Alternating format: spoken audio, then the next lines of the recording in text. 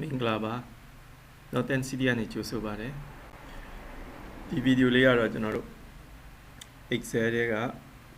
နော် Computer Basic Excel တွေက Array အကြောင်းကိုပြောပြပေးမယ်ဗီဒီယိုလေးဖြစ်ပါတယ်ဒီဗီဒီယိုမှာကျွန်တော်တို့ဆွေးနွေးမယ့်အကြောင်းအရာတော့ Array Formulas တွေဖြစ်တဲ့ count if count if s sum if s စတဲ့ formula တွေအကြောင်းတွေကိုလက်တွေ့စာတွေ့လက်တွေ့ရှင်းပြတော့မှာဖြစ်ပါတယ်ဆိုတော့လက်တွေ့ပိုင်းကိုကျွန်တော်တို့တွားကြည့်အောင်နော်ဆိုရင် Windows R Excel ရတော့ဖြစ်ဒီ array formula တွေကိုကုန်ပစ္စည်းအများကြီးတွေကိုတွက်ချက်ရတယ်ဥပမာ go down တို့เนาะဥပမာ sale sign တို့ store sign တို့เนาะ stock controller stock inventory တွေကိုတွက်ချက်တဲ့အခါမှာဒီ count if s sum if s เนาะ Sabina sign တို့ဒီအဖွဲ့အစည်း item အများကြီးနဲ့ကျွန်တော်တို့ထိန်းချုပ်ရတဲ့အခါမှာဒီ sum if ဒီ array formula တွေကို implement အသုံးတဲ့တာဖြစ်ပါတယ်နော်ဒီမှာကိုပိုင်လုပ်ငန်းလုပ်တဲ့လူတွေကတော့ကိုယ့်ရဲ့ကုန်ပစ္စည်းအထည်တွေကိုအမျိုးအစားအလိုက်နော်ခွဲပြီးတော့တွက်ချက်တာလုပ်လို့ရတယ်ဒါမှမဟုတ်ရင်ဒီအခုဒါဆိုကျွန်တော်ကတင်တန်းကျောင်းဆိုတော့တင်တန်းကျောင်းမှာယောက်ျားလေးဘယ်နှစ်ယောက်ရှိတယ်လဲမိန်းကလေးဘယ်နှစ်ယောက်ရှိတယ်လဲနော်data တွေကိုကောက်ပြီးတော့အမျိုးကစားလို့ရတယ်ဆိုတော့ဒီ store sign တို့ကုန်စုံဆိုင်တို့လည်းဒီတိုင်းပဲเนาะဆိုပါစို့ကျွန်တော်တို့ဘာခေါ်မလဲ1000အထက်ရှိတဲ့ပစ္စည်းတွေတို့သူနော်ကိုနှစ်သက်တယ်လို့ကျွန်တော်တို့ data တွေကိုanalysis လုပ်တာ report လုပ်တာပေါ့ဆိုရင်ဒီမှာကျွန်တော် data entry လို့ရေးလိုက်မယ်နော်ဆိုတော့ data entry page ပေါ့ data entry page နောက်တစ်ခုက result ဒါမှမဟုတ် calculation လုပ်တဲ့ page ပေါ့နော် calculation page ပေါ့နော်ဆိုတော့ဒီ data entry ထဲမှာကျွန်တော်တို့ကမလုပ်ကြမလဲပေါ့နော်ကျွန်တော်တို့ Northern City ပေါ့နော် Computer Training Center ပေါ့နော်ဆိုတော့ကျွန်တော် number 58နော်ဆိုတော့စာရင်းငိမ်5လမ်းပေါ့နော်စာရင်းငိမ်နော်5လမ်း street နော် insane road ပေါ့နော် insane လမ်းမကြီးပေါ့ပြီးတော့နောက်တစ်ကြောင်းမှာကျွန်တော်ကကမာရွတ် township ရန်ကုန်ပေါ့နော် okay ဆိုရင်ကျွန်တော်ကအခုဒီမှာကျောင်းသား student number ပေါ့နော် student ကျောင်းသားစီးရင်ကိုစာလုပ်မယ်ပြီးတော့ student name ပေါ့နော်ပြီးတော့ gender ပေါ့နော်ကျားမပေါ့ပြီးတော့ဘာရေးမလဲဆိုတော့ the township ပေါ့နော်သူတို့နော်ဘယ်ကနေလာတယ်လဲပေါ့ township ပြီးရင် educational level ပေါ့နော်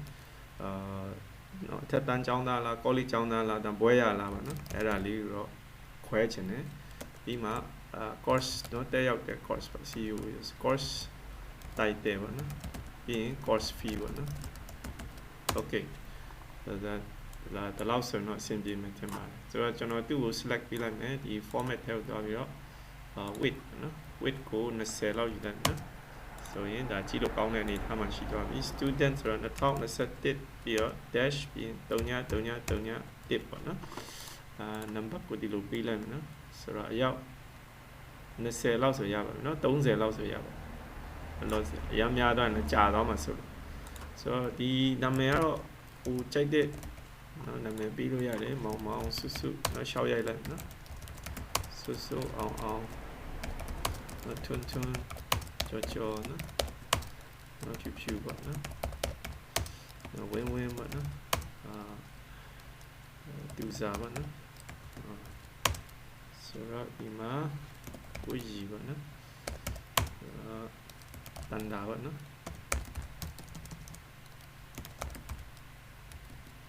okay ပြီးတော့ okay ဒီမှာ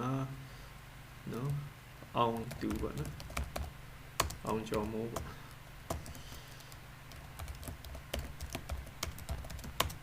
ဒီမှာဝင်းပေါ့နော် okay okay ပြီးတော့ name ပေါ့နော် okay ပြီးတော့ နာမည်လေးနော်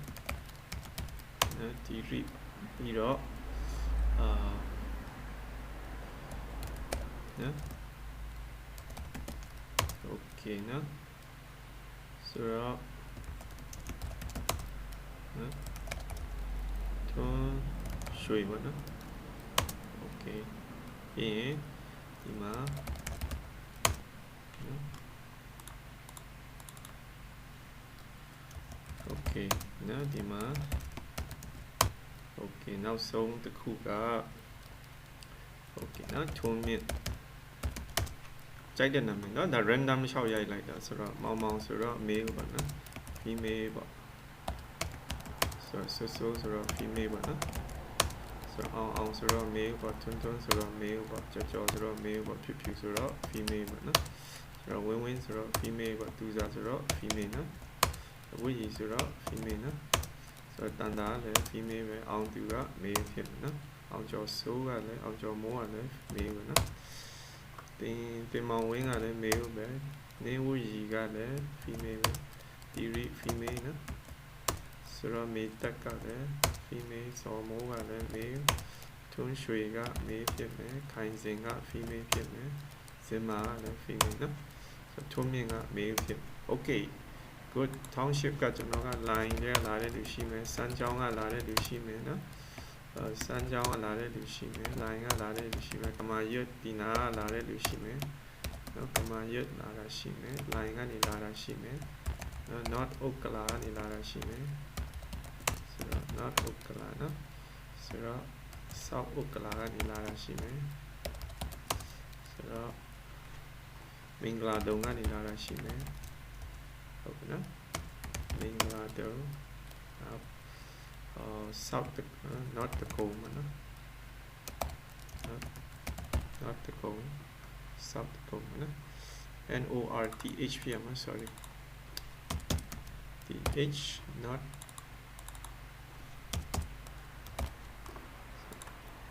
okay မြို့ထဲကနေလာတာရှိပြီနော်ဆိုတော့သူကလာတာကနေလာတာရှိမယ်နော်ဒီကြောက်တရားကနေလာတာရှိမယ်နော်ကြောက်တရားဒီ line တာယာကနေလာတာရှိမယ် line တာယာပြီးတော့ female စမ်းကြောင်းပြီးတော့ male စမ်းကြောင်းပဲလွတ်လိုက်မယ်နော်ပြီးတော့ line ပဲလွတ်လိုက်မယ်ပြီးတော့ကြီးမြင်တိုင်းပါနော်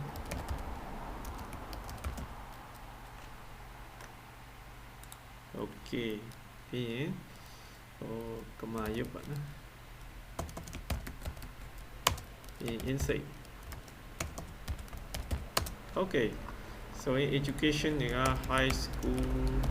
ရှိမယ် high school ရှိမယ် college ရှိမယ်နော်ဆိုတော့ college ဟုတ်ပြီနော်ကျွန်တော်ဒါလေးကိုဖြည့်သွားလိုက်မယ်နော်သူကြိုက်တဲ့ဟာလေးဆိုတော့ okay ကျွန်တော် data entry လုပ်တဲ့အပိုင်းကဒီမှာအကုန်ဖြည့်လိုက်မယ်နော် course title မှာ computer basic advanced excel graphic video editing c++ java နော်ပြီးတော့ android programming web design web computer basics ဒီကဲဆိုရင်ကျွန်တော်တို့ center မှာ course ပေါင်းเนาะ course တွေကဒီထက်မကရှိပါတယ် course 20ကျော်ရှိပါတယ်เนาะတခြား python တို့ဒီ c# တို့ web application courses တွေအများကြီးရှိတယ် php laravel เนาะဒီ ASP.NET ဒီ programming IT နဲ့ပတ်သက်တဲ့ courses တွေအားလုံးနီးပါးဒီ center မှာရှိပါတယ်ဒီ center မှာမရှိတာဆိုလို့ဒီ engineering course နဲ့ accounting course တွေတော့မရှိပါဘူးဒါပေမဲ့ဒီမှာ graphic course တွေရှိတယ် video editing course ရှိတယ် A+ เนาะ computer maintenance course တွေရှိတယ်ဆိုတော့အခုဒါကတော့ကျွန်တော် random ဒီတိုင်းပဲအလွယ်လေးပဲရိုက်လိုက်တဲ့သဘောပါဆိုတော့ဒီဘက်မှာသူ့ရဲ့ fees တွေကျွန်တော်ရိုက်ထည့်ထားတယ်เนาะဒါရိုက်ထည့်အားကြာသွားမှာဆိုရင်ကျွန်တော်သူ့ကိုလာဆင်လိုက်မယ်အဲ့လိုလေးလုပ်လိုက်မယ်เนาะ Northern City Computer Training Center ဆိုပြီးတော့เนาะဆိုင်ငိမ်ငါးလမ်းထိပ်မှာရှိပါတယ်အင်းစိန်လမ်းမပေါ်မှာပါ ဆိုတော့ဒါလေးကို okay ဆိုတော့ဒီမှာ all border တစ်ချက်ထည့်လိုက်မယ်နော်ပြီးဒီမှာအလားဆင်လိုက်မယ်ကြိုက်ရင်တော့ color ထည့်ပါမကြိုက်ရင်တော့မထည့်ပါနဲ့နော်ကျွန်တော်ကတော့အနက်ရောင်ထည့်လိုက်မယ်ပြီးတော့ဖြူရောင်ပြန်ထည့်လိုက်လားဒီဒုတိယဒီမှာကျတော့အညိုရောင်လေးထည့်လိုက်မယ်နော် okay ဆိုရင်ကျွန်တော်ရဲ့ data entry လေးကတော့ဒီလိုဖြစ်သွားပြီကျွန်တော်တို့ calculation လုပ်ကြမယ်နော်ဆိုတော့ calculation ပါနော်ပြီးရင်ဒီထိပ်မှာကျွန်တော် result လို့ရေးလိုက်နော် result ပါဟုတ်လား results s ထည့်နော်ဆိုရင်ကျွန်တော်က okay ဒီမှာဘာအရင်ထည့်လဲဆိုတော့ number of female students ပါနော်female ကျောင်းသူစုစုပေါင်းကိုကျွန်တော်လိုချင်တယ်ဆိုတော့ဒီရတဲ့အားလုံးမှာကျွန်တော်ကနော် okay ပြီးတော့ number of male student ယောက်ျားလေးစုစုပေါင်းပါနော်ပြီးရင် number of sum of ပါနော် sum of Java programming နော် income ပါနော် Java programming နဲ့ဝင်ငွေစုစုပေါင်းကိုသိချင်တယ်ပြီးရင် sum of နော်sum of okay sum of income ပေါ့နော်from ဘာဖြစ်မလဲဆိုတော့ female နော် Java programming student ပေါ့နော် okay Java တက်တဲ့ main ကလေးဒီစီကနေဝင်ငွေစုစုပေါင်းကိုသိချင်တယ်အဲ့ဒါပြောတာနော်ဆိုတော့အဲ့မှာနည်းနည်း trick ရှိတယ်နော် trick ပြီးတော့ okay number of ဘာရှိမလဲဆိုတော့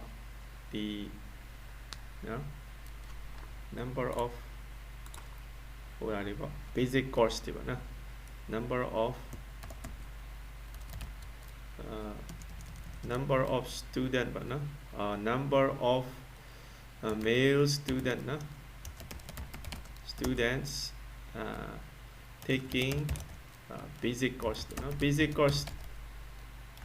တက်တဲ့ယောက်ျားလေးရဲ့အရေအတွက်ကိုသိချင်နော်ပြီးတော့ number of ဘာခေါ်မလဲ number of students from ဒီကမာရွတ်ပါနော်ကမာရွတ်ဒါမှမဟုတ်စမ်းကျောင်းလို့ပြောတယ်နော်စမ်းကျောင်းကနေလာတဲ့ကျောင်းသားစုစုပေါင်းကိုသိချင်တယ်စမ်းကျောင်းနော် okay ဒါဆိုရင်တော့လုံလောက်ပြီထင်ပါတယ်เนาะဒီ array တွေကိုဘယ်လိုစဉ်းစားရမလဲဆိုတဲ့အပိုင်းကိုကျွန်တော်ဆက်ပြီးရှင်းပြပါမယ်ဆိုတော့ number of female students ဆိုလို့ရှိရင်ဒီမှာကျွန်တော်တို့ count if နဲ့တွက်ပေးရမယ်ဒီမှာ criteria တစ်ခုပဲ main ကလေးများเนาะဆိုတော့ဒီ main ကလေးနဲ့ယောက်ျားလေးထည့်ထားတာကဒီမှာဟုတ်ပါတယ်အစအဆုံး select ပေးလိုက်မယ်ပြီးရင် comma ပြီးရင် criteria က female ဆို female ကိုကျွန်တော်ခောက်လိုက်မယ် enter ခောက်ချလိုက်မယ်เนาะ12ယောက်ရှိတယ်male student ဘယ်လောက်ရှိလဲဆိုတော့ count if ဝင်စားဆိုတော့ male and female ခုနဒီ column ကိုတွားလိုက်မယ်တွားပြီးတော့ဒီတစ်ခေါက်ရည်တွက်မှာက male เนาะဒီ male ဆိုတဲ့စလုံးပေါင်းရှိတဲ့နေရာကိုတစ်ချက်ခောက်လိုက်ပါဆိုတော့ယောက်ျားလေးစုစုပေါင်း10ယောက်ရှိတယ်เนาะ12ယောက်ဒါဆိုကျွန်တော်ဒီမှာ data ထည့်ထားတာကဘယ်နှစ်ယောက်လဲဆိုတော့ okay 12ယောက်ဟိုမှာเนาะဆိုshit ကနေ30ထိဆိုတော့ okay မှန်တယ်နော်ဆိုတော့ကျွန်တော်22ယောက်ပဲထည့်ထားတယ်နော်ဆိုတော့ဒါဆိုရင်မှန်တယ်ဆိုတော့အခုဒီတစ်ခေါက်ကျတော့ sum of ဆိုတော့ sum if နဲ့တွားမယ်နော် Java programming တက်တယ်ဆိုတော့ဒီမှာကြည့်လိုက်ရင်ဆွမ်းနာတုန်းက parameter 2ခုပဲရှိတယ်အခု parameter 3ခုဖြစ်သွားတယ်နော် range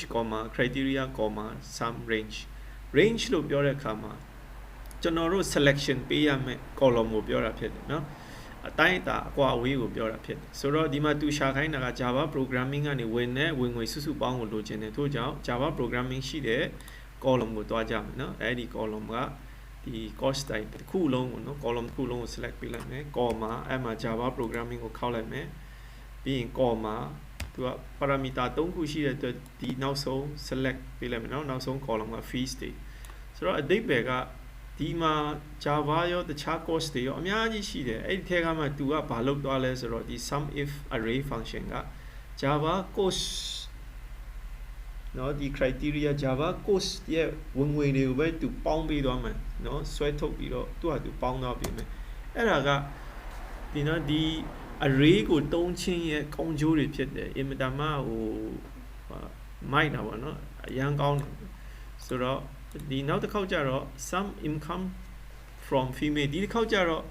ဘာဖြစ်လဲဆိုတော့ main ကလေးရောဖြစ်ရမယ် Java programming ဖြစ်တော့ criteria ကတစ်ခုထပ်ပို့သွားပြီဆိုတော့ကျွန်တော်တို့က sum if နဲ့တွက်လို့မရတော့ sum if s နဲ့တွက်ရမယ်နော်ဆိုတော့ဒီနေရာမှာတတိထားမှာရှိတယ်ခုန sum if တုံးကဘာအရင်လာလဲကျွန်တော်တို့နော်ဟို criteria အရင်လာတယ်ဟုတ်တယ်နော်ပြီးမှ comma ပြီးမှ criteria range လာတယ် comma ပြီးမှ criteria comma နောက်ဆုံးမှ sum range အခုကပြောင်းပြန်ဖြစ်သွားပြီနော်ဒီ sum if s က sum range ကအရင်လာတယ်ခုနနောက်ဆုံးလုပ်လိုက်တဲ့ဟာကိုအခုကထိတ်ဆုံးကနေသူလုပ်ခိုင်းတယ်ဆိုတော့ကြည့်လိုက်အောင်နော်တစ်ချက်ဆိုတော့ sum range အရင်လာတယ်ဒီ sum range တစ်ခုလုံးကို select ပေးရမယ်နော်အစအဆုံးပြီးတော့ comma ပြီးတော့ number 1က male female ကိုတွားမယ်အဲ့ဒီမှာသူဘာပြောလဲ female ဖြစ်ရမယ်နော် comma female စာလုံးကိုကျွန်တော်ခောက်လိုက်ပြီးနောက်တစ်ခုကဘာဖြစ်ရအောင်မလဲJava programming နော်ဒီ course ကိုတွားလိုက်မယ်